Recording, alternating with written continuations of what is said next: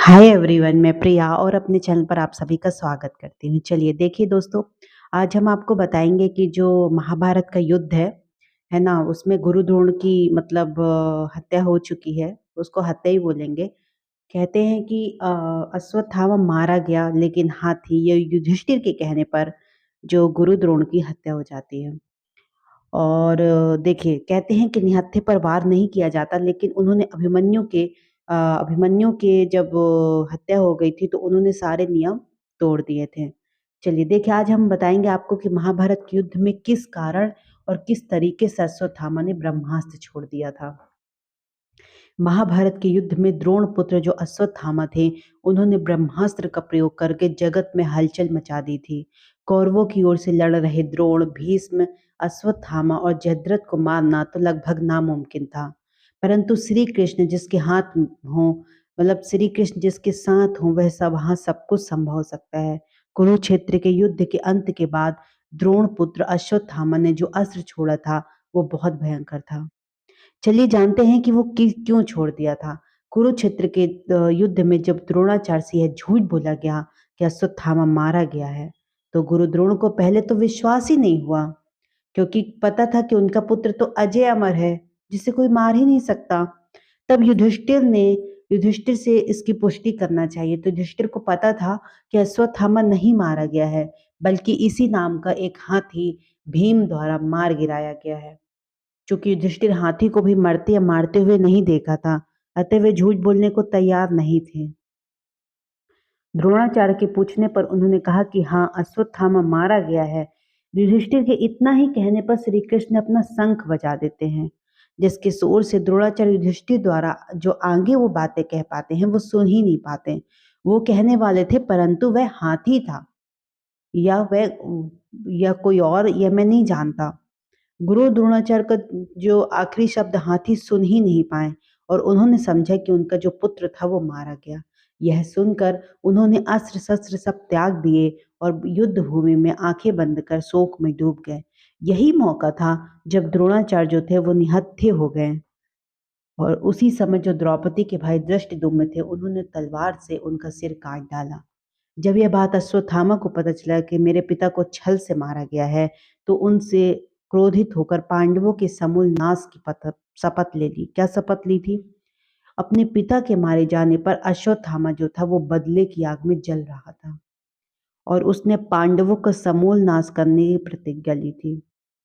चुपके से पांडवों के शिविर में पहुंचा और कृपाचार्य कृतवर्मा की सहायता से उन्होंने पांडवों के बचे हुए वीर महारथियों को मार डाला। केवल यही नहीं, उसने पांडवों के पांचों पुत्र के सिर भी काट डाले। पुत्री की हत्या से दुखी पुत्रों की हत्या से दुखी जो द्रौपदी थी वो विलाप करने लगी और उसने पांडवों से कहा कि जिस मणि के कारण वह अजय अमर है, उस मणि को उसके मस्तक से निकाल लो। अर्जुन ने जब यह भयंकर दृश्य देखा तो उसका भी दिल दहल गया कि उसने अश्वत्थामा के सिर को काटने की प्रतिज्ञा ली। अर्जुन की प्रतिज्ञा सुनकर अश्वत्थामा वहां से भाग निकला और भीम को जब यह पता चला कि अश्वत्थामा को मारने के लिए उसे ढूंढने निकल पड़े, उनके पीछे युधिष्ठिर भी निकल पड़े और बाद में श्री कृष्ण अर्जुन भी अपने रथ पर सवार होकर निकल पड़े। पांडवों से बचने के लिए अश्वत्थामा उस वक्त धृत लगाकर कुश के वस्त्र पहनकर गंगा के तट पर बैठा था। वहां वेद व्यास जी के साथ अन्य ऋषि भी थे। यह भी कहा जाता है कि उसे जब यह पता चला कि अर्जुन और श्री कृष्ण उसे पकड़ने के लिए पीछे आ रहे हैं, तो वेद व्यास के आश्रम में पहुंच गया। कहते हैं कि जैसे ही मतलब वो वेद व्यास के आश्रम पहुंच जाता है और क्या होता है कि मतलब उसको उनको देखकर जो अश्वत्थामा होते हैं वो एक कुश को निकालकर मंत्र पढ़ने लगते हैं। उस कुश को ही ब्रह्मास्त्र बनाकर उसे अर्जुन पर छोड़ देता है। यह देखकर कृष्ण और वेद व्यास भी अचंभित हो जाते हैं। तब भी श्री कृष्ण के कहने पर अर्जुन भी ब्रह्मास्त्र का प्रयोग करते हैं। यह देखकर वेद व्यास जी घबरा जाते हैं और अपने बल से दोनों के ब्रह्मास्त्र को बीच में रोककर कहते हैं कि अपने ब्रह्मास्त्र को वापस लो, अन्यथा विनाश हो जाएगा। अर्जुन तो अपना ब्रह्मास्त्र वापस ले लेते हैं, परंतु अश्वत्थामा कहते हैं कि मैं ऐसा करने में असमर्थ हूँ। तब वह ब्रह्मास्त्र का रुख अभिमन्यु की पत्नी उत्तरा के गर्भ में पल रहे बालक पर छोड़ देते हैं। यह देखकर सभी अचंभित और क्रोधित हो जाते हैं। यह देखकर कृष्ण ने अश्वत्थामा से कहा कि उत्तरा को परीक्षित नामक बालक के जन्म का वर प्राप्त है। उसका पुत्र तो होगा, और यदि तेरे शस्त्र के प्रयोग से मृत हुआ तो मैं उसको जीवित कर दूंगा। वह भूमि का सम्राट होगा और तू नीच अश्वत्थामा, तू इतने वधों का पाप ढोता हुआ 3,000 वर्ष तक निर्जन स्थानों पर भटकेगा। तेरे शरीर से सदैव रक्त की दुर्गंध बदबू आती रहेगी।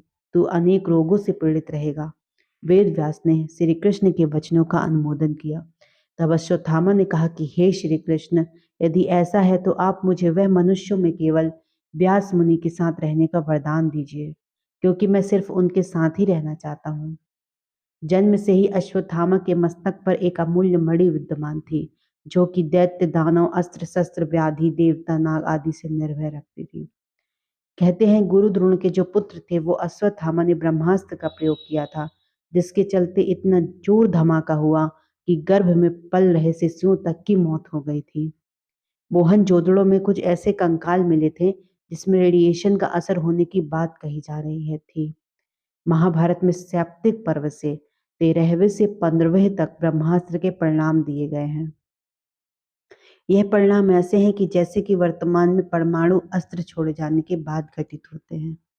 हिंदू इतिहास की जानकारी के मुताबिक कहते हैं कि वहां पर उसके बहुत वर्षों पूर्व जो छोड़ा गया ब्रह्मास्त्र, क्या परमाणु बम भी था, है ना? तो जो आज की डेट में परमाणु बम जिसको बोलते हैं, तो महाभारत जब होती थी तो उसको ब्रह्मास्त्र बोला जाता था। चलिए, आज हमने आपको इस वीडियो में बताया कि महाभारत युद्ध में किस कारण से और किस तरीके से अश्वत्थामा ने छोड़ा था ब्रह्मास्त्र। चलिए दोस्तों, आई होप आपको वीडियो बहुत पसंद आया होगा दोस्तों। तो ज़्यादा से ज़्यादा हमारे वीडियोस को शेयर करें और हमारे चैनल को सब्सक्राइब भी करें दोस्तों। Thank you so much. जय श्री कृष्णा, जय श्री राम।